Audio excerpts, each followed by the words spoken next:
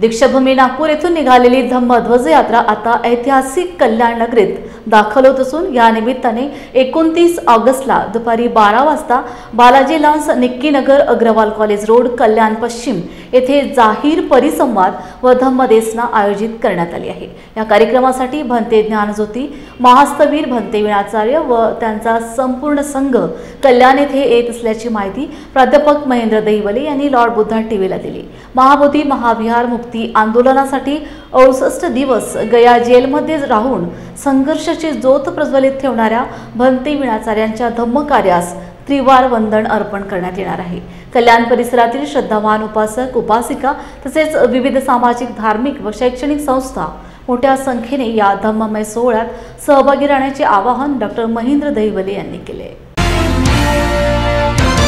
माननीय उपासक उपासिका यांना सस्नेह जय भीम, जय रमाई, जय संविधान। ऐतिहासिक अशा आपल्या कल्याण नगरीमध्ये महाबोधी मुक्तीसाठी बुद्धभूमी फाउंडेशन असेल किंवा अन्य संघटना असेल या माध्यमातून आपण महाबोधी मुक्तीच्या लढ्याला बळकटी येण्यासाठी 12 मे पासून तर आजपर्यंत या लढ्याची तीव्रता, या लढ्याची ज्योत आपण प्रज्वलित ठेवलेली आहे। या लढ्यामध्ये बुद्धगयापासून जो लढा सुरू झालेला आहे तो लढ्याला अख्खा महाराष्ट्रभर नव्हे तर पुरा भारतभर जनसमर्थन मिळताना दिसत आहे। त्याचाच एक भाग म्हणून नागपूरवरून धम्मध्वज यात्रा माननीय भंते ज्ञानज्योती महास्तवीर ताडोबा अभयारण्य चंद्रपूर तसेच भंते विणाचार्य आणि त्यांचा संघ तसेच उपासक उपासिका यांच्या विद्यमाने धम्मध्वज यात्रा आपल्या कल्याण नगरीमध्ये 29 ऑगस्ट 2025ला पदार्पण येणार आहे। आपण या यात्रेचं स्वागत करायचं आहे। मी या परिसरातील सर्व तमाम बौद्ध बांधवांना, उपासक उपासिकांना, संविधानप्रेमींना आवाहन करतो की आपण मोठ्या संख्येने या यात्रेला सहभागी व्हावं आणि ही यात्रा यशस्वी करावी, जेणेकरून महाबोधी मुक्ती आंदोलनाचा आवाज हा भारत सरकारांपर्यंत जाईल आणि हे सरकार जागा होऊन सगळं महाबोधी महाविहार आपल्या बौद्धांच्या ताब्यात देईल अशी आशा व्यक्त करतो। जय भीम, नमो बुद्धाय।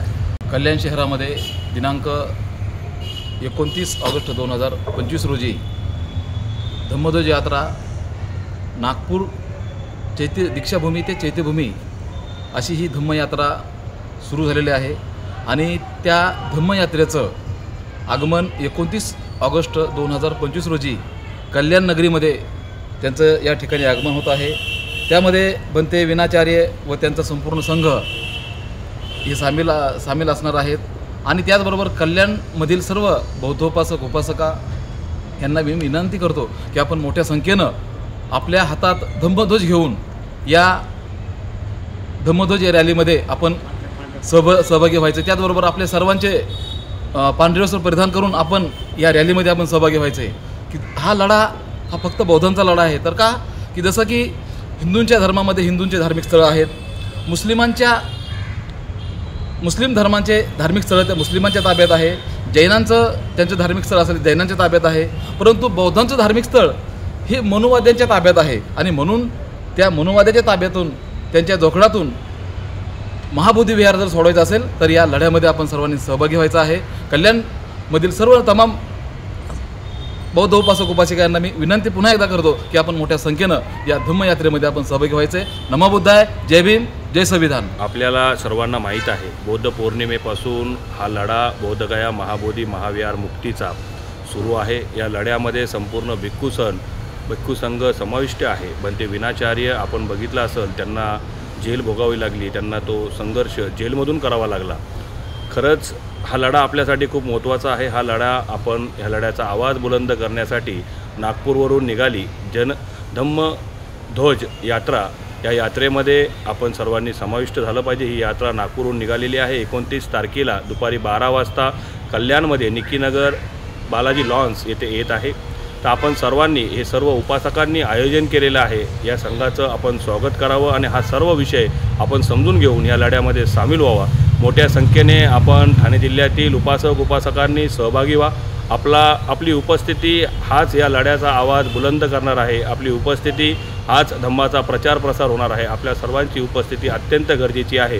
म्हणून मोठ्या संख्येने आपण 29 तारखेला दुपारी 12 वाजता निक्कीनगर बालाजी लॉन्स खडकपाडा येथे उपस्थित राहून सहकार्य करा। जय भीम नमो बुद्धाय।